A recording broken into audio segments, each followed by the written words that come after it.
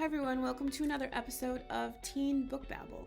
I'm Randy, and today I'm going to be talking about Hotel Magnifique.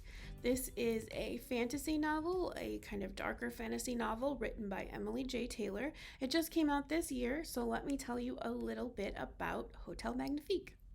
So in this book, the main character, Janny, has always dreamed of traveling the world. And so after her mother's death, she and her younger sister Zosa decide to leave their home and seek their fortunes elsewhere. They end up in this town called Dirk, and they're hoping that Zosa's beautiful singing voice will lead to more opportunities. But things don't work out as planned.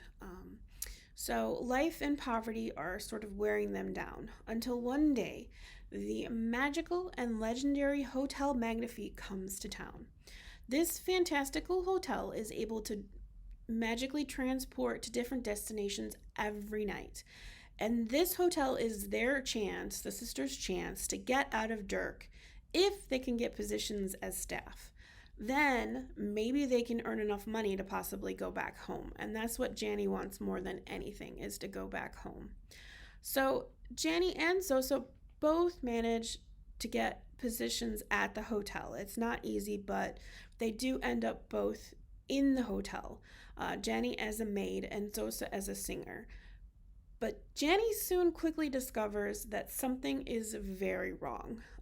That behind all of the wonderful enchantments lurks a darker purpose.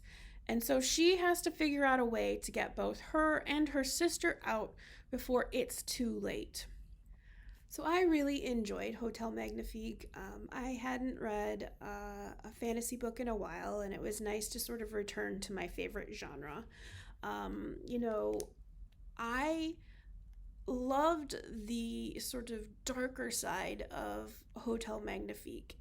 The hotel itself almost became like a separate character because of all the mystery and magic that surrounds it.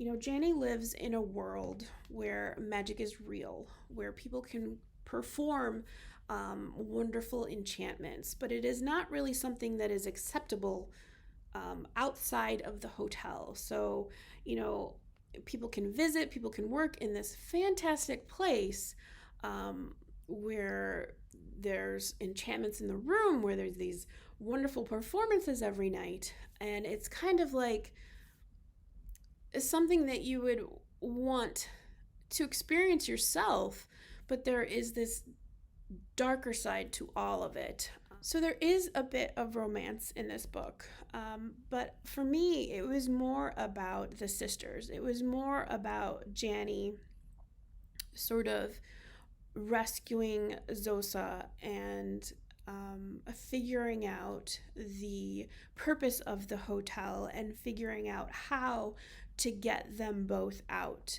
to break the sort of unbreakable contracts that they both are subject to now as staff of the hotel. So I really liked the story. I loved the characters. I loved the fantastical elements, and I really recommend that you check out this book. If you are interested, we have it at the library in print. We also have it as an ebook on Access 360 and Libby. You can also listen to it as an e-audiobook on Libby as well. Hey y'all, I'm Haley, and today I'm going to be talking to you about the book I Wish You All the Best by Mason Deaver. This book tells the story of Ben, a non-binary high school student who uses they/them pronouns. The story starts with them wanting to come out to their parents to be their true self. But when they do, Ben's parents throw them out of their home with nothing but the socks on their feet.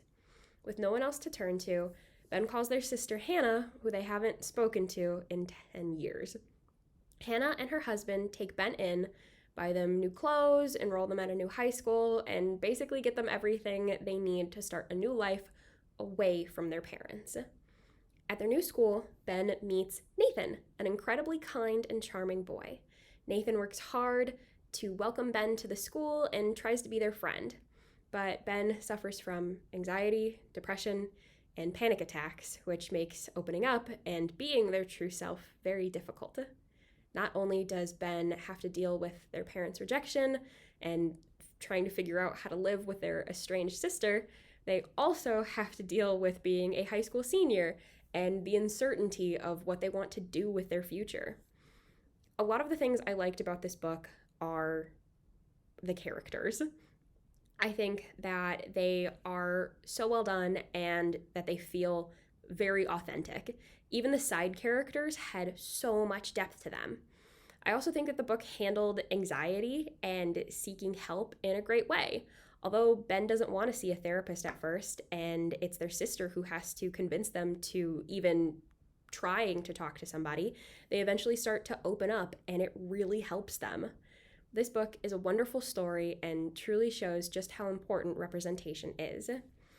I Wish You All the Best is available in print at Fountaindale and as an ebook and e-audiobook on Access 360. Hi everyone, my name is Andrea Marshall and I am a teen specialist at Fountaindale Public Library, and today I will talk about Six Crimson Cranes by Elizabeth Lim. This book is about a princess named Shiori who lives in the fictional land of Kyoto. The story starts when we learn that Kyoto forbids magic, but Princess Shiori has been secretly practicing it for several years. Just before her betrothal ceremony, Shiori loses control of her magic and almost drowns in a lake, but a dragon saves her. This incident catches the attention of her stepmother Raikama, who is also a secret sorceress. One day Shiori catches Raikama performing magic, and to keep her secret safe, she turns Shiori's 6 brothers into cranes. As for Shiori, Raikama banishes her to a faraway island where she has a bowl magically stuck to her head so no one can recognize her. In addition, Raikama curses Shiori so she may not speak. Although Shiori is abandoned, penniless, and voiceless, she must save her brothers in the kingdom of Kyoto from a plot to usurp the throne. To save her brothers and Kyoto, Shiori must team up with the dragon who saved her and her betrothed. If you want to find out how the story ends, I highly recommend checking out Six Crimson Cranes by Elizabeth Lim. You can find this book in our Teen Vortex, or if you want an ebook format, you can check it out through our systems of Libby or Access 360. So the reasons why I really love this book is because it's a great fairy tale retelling. It blends East Asian fairy tales such as the tale of the bamboo cutter and the legend of Chang-Yi with European fairy tales such as the Wild Swans and Cinderella. I also really recommend this book for those who really like strong female leads. Princess Shiori is not the type of princess who is saved by a prince. It's the other way around. She is responsible for saving others. I also really like this book because it has a great plot twist, but I'm not going to give away any spoilers, so there's that. If you really enjoy this book, you'll also be delighted to know that there is a sequel, and it is titled The Dragon's Promise, and it will be released in August of 2022. So that is all for I have today. Thank you so much for listening to my review of Six Crimson Cranes by Elizabeth Lim, and I hope to see you again soon. Bye-bye.